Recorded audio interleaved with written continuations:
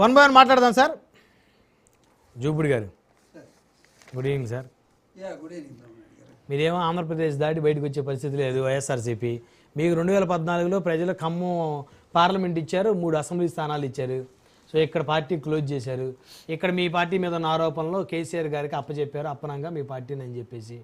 So Janasena మాత్రం తెలంగాణలో కూడా విస్తరిస్తూ ఉంది.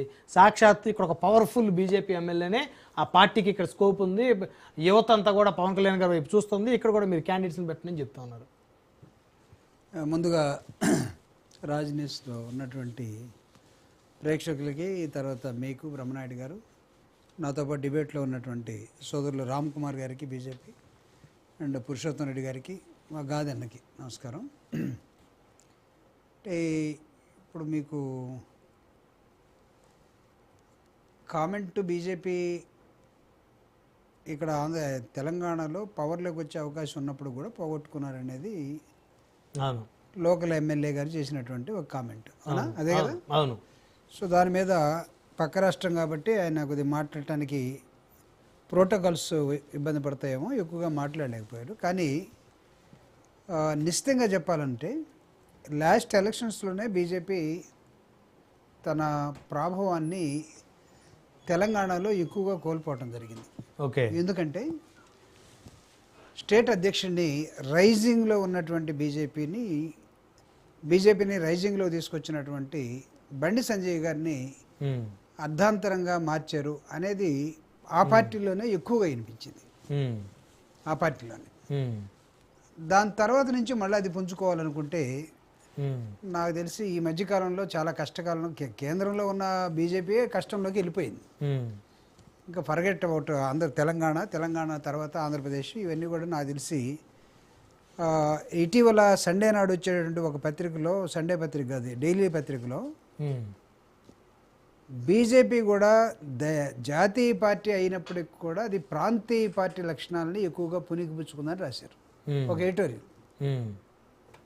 ఎవరు రాశారు ఎందుకని కానీ జాతీయ పార్టీ అయినప్పుడు కూడా ప్రాంతీయ పార్టీ లక్షణాలని పుణికిపుచ్చుకుంది. కారణం ఏంటంటే ఆ ఇద్దరు వ్యక్తులు ఏది చెప్తే వాళ్ళే చూసుకుంటారులే, వాళ్ళే చేస్తారనే దశలోకి వెళ్ళిపోయింది.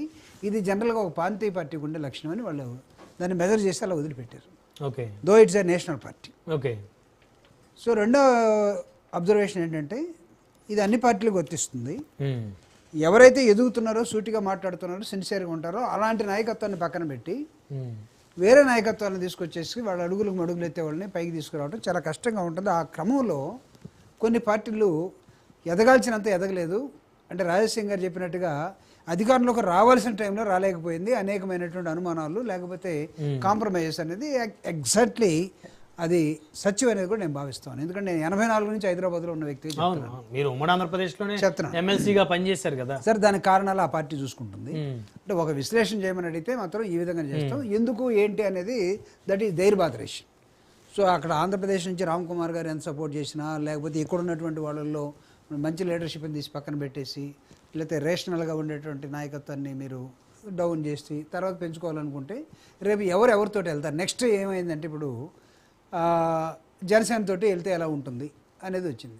జనసేన నాకు తెలిసి గాదన్న ఒప్పుకోకపోవచ్చేమో, కానీ ఇందాక మీరు చెప్పిన లైన్కి ఆయన కోపం వచ్చినట్టుంది.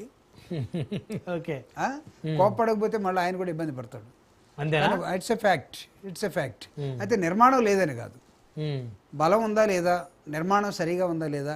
బలం మన అంద కాదు కదా, వాళ్ళ పార్టీ నాయకుడు అన్నది కదా మొన్న. అదే మీరు దాన్ని వేసి ఉంటే సరిపోయేది. ఆయన తనబోతున్నాడు కదా ఎవరున్నారు. కొన్ని వాస్తవాలు చేదుకుంటాయి. సరే, ఎనీహౌ అది కూడా వాళ్ళ పార్టీకి సంబంధించిన అంశం, మనకు అవసరం లేదు. పెద్దగా మనం దాని లోపలికి వెళ్ళే కొద్ది మన పని ఎవరు చేయాలి, మన పని మనం చేయాలి కదా. సో అంతవరకు వదిలేద్దాం. ఆ రెండు కలిసి ఇక్కడ ఏమైనా అధికారంలోకి వస్తాయనుకుంటే అది నాకు తెలిసి చాలా పొలిటికల్గా మెచ్యూరిటీ థాట్ ప్రాసెస్ కాదనుకుంటాను. అంటే ఒక ఎమ్మెల్యే ఒక ఫైర్ బ్రాండ్ ఎమ్మెల్యే. ఎందుకంటే ఇక్కడ ఆల్రెడీ కాంగ్రెస్ పార్టీ తెలంగాణలో అధికారంలో ఉన్నటువంటి ఒక రాజకీయ పార్టీగా, జాతీయ పార్టీగా కాంగ్రెస్ పార్టీ ఉన్నది. 10 సంవత్సరాల తర్వాత దింపివేయబడ్డటువంటి బీఆర్ఎస్ పార్టీ అసలు లేదు అని అనుకుంటే పొరపాటు. తెలంగాణ గ్రామాల్లోకి వెళ్ళి చూసిన తర్వాత పోటాపోటీగా రెండు రాజకీయ పార్టీలు ఈరోజు నడుస్తున్నాయి. కొన్ని ప్రాంతాల్లో బీజేపీ ఉన్నది. నిన్న మొన్న ఒక ఆఫీస్ ఓపెన్ చేసుకొని పవన్ కళ్యాణ్ గారు ఈ రాష్ట్రంలో చాలా వ్యతిరేకత తీవ్రత తెచ్చుకున్న నేపథ్యంలో ఆ రాజకీయ పార్టీ ఆఫీస్ ఓపెన్ చేసుకుంది. దాని తర్వాత వచ్చే acceptance for Janasena party Telangana state ఇది వాళ్ళు కొంచెం చెక్ చేసుకోవాలి యాక్సెప్టెన్స్. తర్వాత మీరు ఇందాక ఒక మాట అన్నారు, మీరే మీ పార్టీ లేకుండా పోయిందని. మా నాయకుడు ఎప్పుడో ఒక డెసిషన్ 2014 ఎన్నికల తర్వాత ఒక డెసిషన్ తీసేసుకున్నాం. So we want to be there only. అది ఇక్కడ అందరికి ఒక డౌట్ ఏంటంటే జూపుడు గారు, ఇప్పుడు మీరు రాజశేఖర రెడ్డి గారితో ప్రయాణం చేశారు, ఆయన వెంట నడిచారు, ఆయన నాయకత్వంలోనే మీరు ఉమ్మడి ఆంధ్రప్రదేశ్లో ఎమ్మెల్సీగా ఉన్నాం. రాజశేఖర రెడ్డి గారికి ఇక్కడ అభిమానులు లేరా సార్ తెలంగాణలో? అంటే లేరని కాదు, అంటే ఇసి ఒకటి ఉంది బ్రహ్మనాయుడు గారు, నువ్వు how practical you are, this is most important in politics. ఉన్నంత మాత్రాన అక్కడ అధికారంలో ఉండి ప్రతిపక్షంలో ఉండి ఇక్కడ మేము మాకు అంతకుముందు అభిమానులు ఉన్నా, రాజశేఖర రెడ్డి గారి మనుషులు ఉన్నా, జగన్మోహన్ రెడ్డి గారి ఫాలోవర్స్ ఉన్నా, ఒక రాజకీయ పార్టీగా మేము ఉన్నప్పుడు కూడా కానీ దాన్ని ఎఫెక్టివ్గా మేము ఎంత పని చేయగలం మేము బేరీ చేసుకున్న తర్వాత ఇక్కడ ఒక ప్రాంతీయ పార్టీ మేము బేరీ చేసుకున్న సమయంలో అధికారంలో ఉన్నది. ఒక నేషనల్ పార్టీ తెరమరుగైపోయి 10 సంవత్సరాలు కనపడకుండా పోయింది. ఇంకొక నేషనల్ పార్టీ బీజేపీగా ఉన్నటువంటి నేషనల్ పార్టీ ముందుకు వస్తూ ఉన్నది. సో వీటి మధ్య మనం ఎక్కడ ఫోకస్ పెట్టాలి, ఫోకస్ డిస్టర్బ్ అవుతుంది అనే దాని మీద మేము we have taken a decision. మా నాయకుడు ముందు చూపుతోటి ఒక డెసిషన్ తీసేసుకున్నాం. మరి ఇక్కడ మీ అభిమానులందరూ ఏం చేశారు? ఉన్నారు. ఎందుకు అంతే, మొన్న జగన్మోహన్ రెడ్డి గారి బర్త్డే వస్తే అర్ధరాత్రి 12 గంటలకి ఖమ్మం జిల్లా నుంచి, ఖమ్మం పట్టణం నుంచి నాకు ఒక ఫోన్ వచ్చింది. 8,000 మందితోటి మేము బైకులతో ర్యాలీ చేసి బజార్లో ఊరేగింపుగా జగనన్న బర్త్డే అని చేసుకుంటూ వెళ్ళిపోయాం. మా మీద పోలీసులు కేసు పెట్టారండి, జూబుడు గారు మీరు ఇక్కడ పోలీస్ స్టేషన్తో మాట్లాడండి. రాత్రి 12 గంటలకు నాకు ఫోన్ చేసి, అభిమానులు లేరని కాదు. మరి వాళ్ళందరినీ ఏం చేస్తారు సార్? మీరు ఉంటారు ఎక్కడికి వాళ్ళందరికీ అన్యాయం చేసినట్టుగా ఇక్కడ మేము మా లిమిటేషన్స్ని మేము సరిగా మా బార్డర్స్ని మేము చెక్ చేసుకోవాల్సిన అవసరం ఉంటుంది. ఏదో ఒక పార్టీగా నేషనల్ పార్టీగా ఉండాలి, లేకపోతే మాకు ఇక్కడ రిప్రజెంటేషన్ ఉండటం కోసం పనిచేయటం వేరు, మేము రియల్గా పనిచేయటం వేరు. కాబట్టి we have taken a decision. YSR Congress party take a decision, we have to establish in Andhra Pradesh. So తర్వాత మాకు ఇక్కడ అభిమానులు ఉన్నారా, లేకపోతే ఇక్కడ ఉన్నటువంటి చాలామంది స్నేహితులు ఉన్నారా, ఇవన్నీ కూడా it's a different issue. So మేము అక్కడే పని చేయదలుచుకున్నాం. ఇప్పుడు మీరు తీసుకొచ్చిన డిబేట్లో క్వశ్చన్ ఏంటంటే, బీజేపీ లేకపోతే జనసేన కలిస్తే ఇక్కడ అధికారంలోకి వస్తాయా, లేకపోతే ఇండిపెండెంట్గా బీజేపీ అధికారంలోకి వస్తుందా, వెయిట్ అండ్ సీ. లేకపోతే వీళ్ళిద్దరు కలిపి ఉన్న శక్తి ఎంత, ఓటింగ్ ప్యాటర్న్ ఎంత, శక్తి లేదంట. నేను అంటే ఇప్పుడు టూ ఇయర్లీ కదా, డిబేట్ కోసం మనం మాట్లాడాలి. ఇప్పుడు మీకు ఓట్ బ్యాంక్ ఉంది. ఇప్పుడు ఇందాక మీరు చెప్పారు 8,000 మంది యువత ఖమ్మంలో జగన్మోహన్ రెడ్డి గారు బర్త్డే ర్యాలీ చేశారు. ఆ 8,000 మంది ఓట్లు ఎవరికి వేస్తున్నారు సార్? అంటే ఇక అది వాళ్ళ ఆ రోజు ఉన్నటువంటి వాళ్ళ వరకే వదిలేస్తున్నాం మేము. మీకు అక్కడ అవకాశం ఏముంది, మేము కూడా ఒక పార్టీ పెట్టి ఒక క్యాండిడేట్ని పెడితే ఆ 8,000 వస్తాయేమో, దానివల్ల ఉపయోగం ఏంటి? మేము అధికారంలోకి రాము కదా ఇక్కడ, అన్లెస్ అంటిల్ మేము పని చేస్తే తప్ప.